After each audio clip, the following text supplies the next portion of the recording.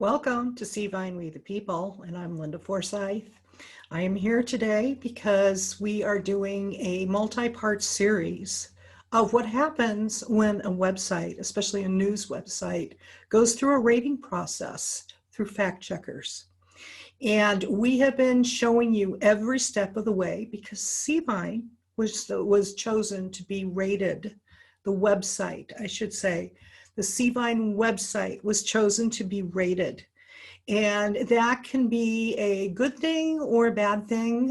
It all depends on the type of rating that you get. And then there's also the circumstance of wondering if the rating process is fair. And so this is why Seavine is taking you through the process that we are going through to become rated. So I'm going to go ahead and minimize the screen. Excuse me, to share this screen because I wrote an article about this, and I think it's a good thing that I go ahead and put this on YouTube video so you can see it. But in the meantime, the Seavine website, for your information, is c-vine.com, c-vine.com. And it is news stories, American Patriot news stories, everything having to do with America and our country. And Seavine is actually owned by We the People. It's put into a charitable trust for you. Nobody actually owns it. There are trustees that are elected to the board to help run it. And it is done in this way so we the people can have a voice. And so that is exactly what the fact checkers are rating. If you find it in your heart, it would be very helpful if you would consider clicking on the donation page that is up here in the taskbar, and you can either do like a one-time donation or become a member of the website for $5–10 a month or whatever it is that you can do. You'll have access to everything on the website whether you're a member or not, but it's something that we need in order to be able to keep everything functioning, because we don't have any advertisers on our website, and we never will. We're not going to be held hostage from anything. Okay, so I'm going to go ahead and get right over to the article that I wrote. And what it actually is the email that NewsGuard is the actual fact-checking service that appears to be the mother of all fact checkers, because if you go to their website, it's huge. It's really big, and they do fact checking of the New York Times and all these other mainstream media.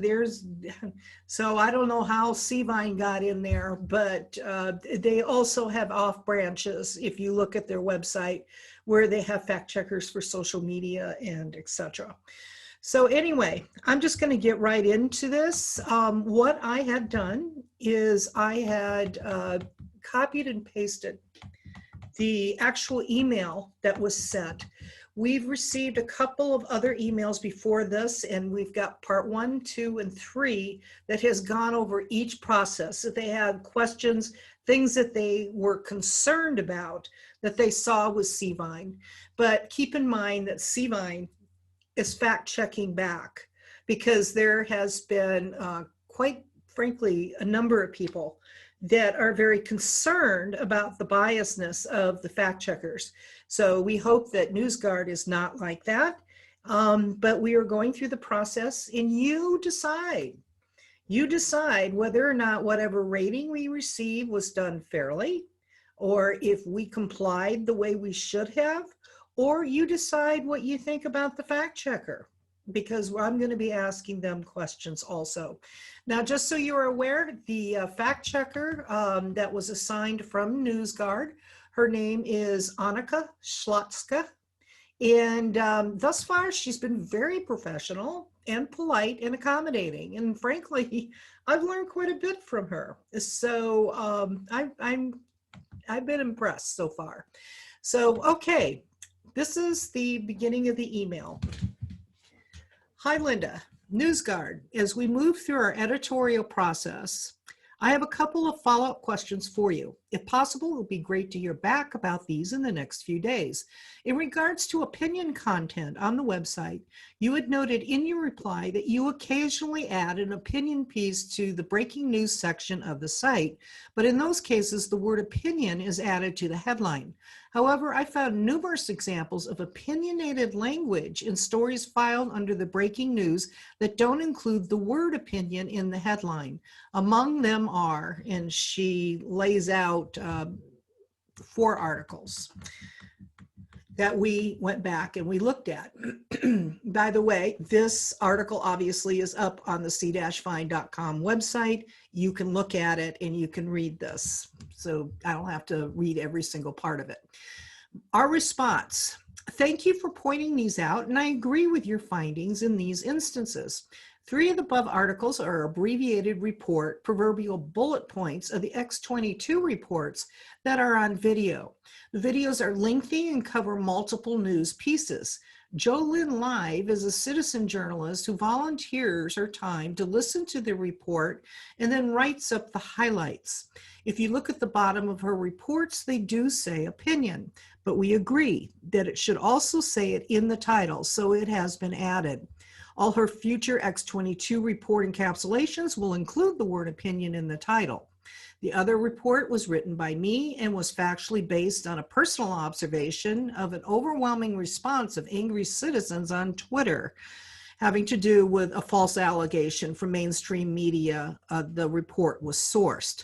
I went back and I updated the report to add the word opinion in the title because I had indeed voiced some of my own personal thoughts based on my observations. I will also instruct the team that in the future, all opinion-based articles be labeled as such in the title. Okay, then NewsGuard had a statement after this. This is something I think you may find of interest. NewsGuard statement: for some background on this criteria, if websites do lean one way or another politically, we require them to disclose that. Websites pass our opinion criteria if they use opinionated language in articles but disclose their position. The Gateway Pundit is a good example. We pass them for using opinionated language in articles because on their About page, they disclose that editorially, the Gateway Pundit espouses politically conservative worldview that support conservative positions on most cases. And then she has the link. On the other hand, the Huffington Post does not meet our criteria for handling the difference between news and opinion responsibly because it uses opinionated language in articles without disclosing a liberal perspective. This is C-Vine's response. NewsGuard requires a declaration of a political leaning on the About Us page.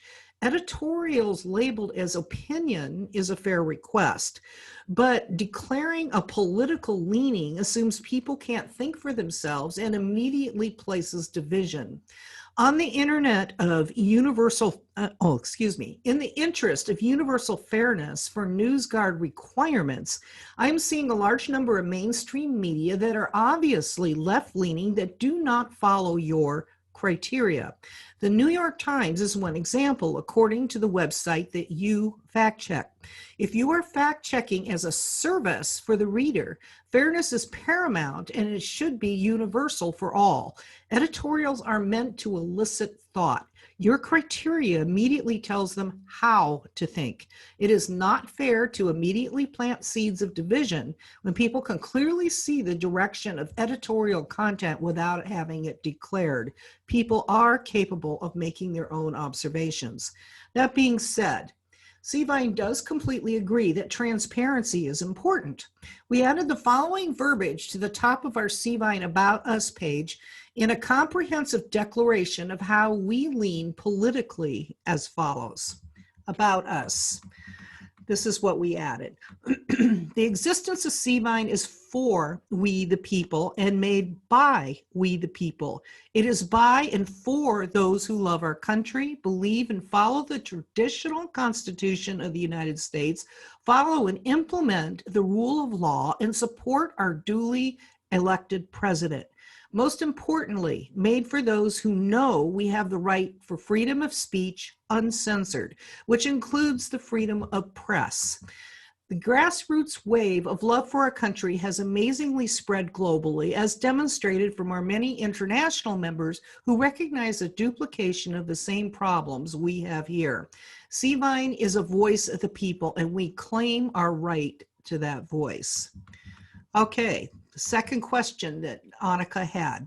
My second question has to do with your response to one of the stories I mentioned in my email, which was CDC quietly lowers COVID-19 death count to 6%. You mentioned in your reply that many of your sources for information are NewsGuard. You mentioned in your reply, which is what I said to her, many of your sources for information are NewsGuard investors or lobbyists, as the investigations have found out, and you are paid by some of the people who make the assertions. Anicka continues on. I'm hoping you can clarify this for me. To which sources are you referring? I mentioned the CDC, health experts, and Associated Press. Are you talking about those? CVine response. The above statement I made was in reference to NewsGuard in general, which was discovered through our investigators. But for clarification of your specific question having to do with COVID-19, yes, there are some health experts and a number of your investors who are closely tied to NewsGuard that had obvious agenda toward the left that you receive benefit from. In addition, the health expert opinions used as NewsGuard sources are not in agreement with many reputable practicing health experts. These other opinions that are not used as your sources have been quite vocal about their disagreements, including the health professional experts team, which spoke at the White House.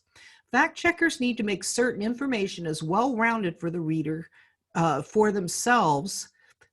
Fact checkers need to make certain information is well-rounded for the reader to think for themselves, a number of which who are well-schooled in medicines, physicians, researchers, etc. There's a reason they call it practicing medicine. Why not fairly allow reports from these others? Instead, there is silencing and attempts to discredit or censor proven health experts. Those actions show great bias. As for the investors listed on your websites, all are left-leaning, as found from our investigations. Investors, advertisers, and even members who use your services can do much to influence NewsGuard's direction for content. CVine members suggest you consider implementation of your own declaration criteria to NewsGuard about being a political left-leaning fact-checking service, because they certainly are not coming from a position of being unbiased, as based on our in-depth investigations.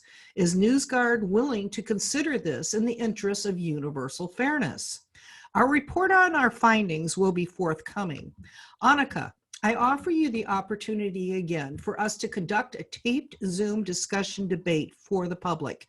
If you are judging content, then in the interest of transparency, come out of the shadows, and explaining fact checker actions would be essential. In fact, substantial amounts of readers are demanding it. The following is a case in point where a fact checker was wrong, but there was no recourse. We are including this here as an area of great concern to the general public, using it as one example. Please consider the following in an additional response of interest having to do with our previous COVID-19 report that we posted on our CVine News Facebook group page. The attached report was declared false by an independent Facebook fact checker that remains anonymous. My question to you is, are they from an out branch of NewsGuard? Your website declares a social media aspect to NewsGuard, but we don't know if NewsGuard has anything to do with it. Please clarify. The information we had posted, and there's a screenshot copy displayed below, came directly from the CDC, as you can see from the source links. Active links are added below them for you to fact check. Observe the statement the fact checkers are declaring false.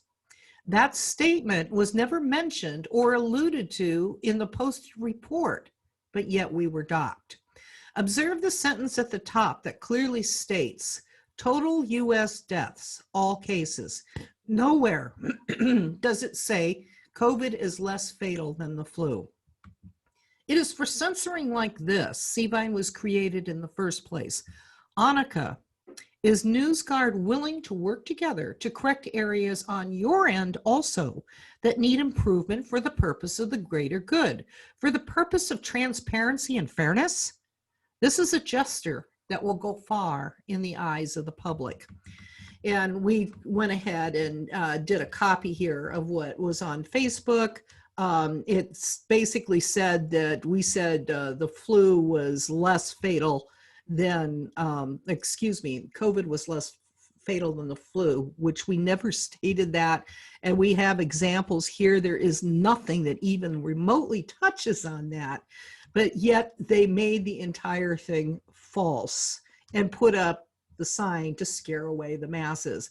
And these links that are in here, as I mentioned earlier, are from the CDC. So this is why it's important that, you know what, fact checkers do have a good purpose as long as they do their job, as long as they do what they need to do. And as long as they are bringing you the truth, unbiased truth, to help people understand what is true and what isn't. The reason people are so skeptical of fact checkers is because they're all liberals. I think there may be one or two out there that aren't. But that is not what is paid attention to. So, you know, this just adds to all the things that are going on in the confusion and the chaos, is fact checkers lending credibility to questionable content. So, okay, please like this video if you feel it's worthy of it. I would love it if you are a subscriber and this is your first time. And please discuss this. Discuss this in the comments, and we'll see what the response is from NewsGuard. Stay tuned. Good night, everybody.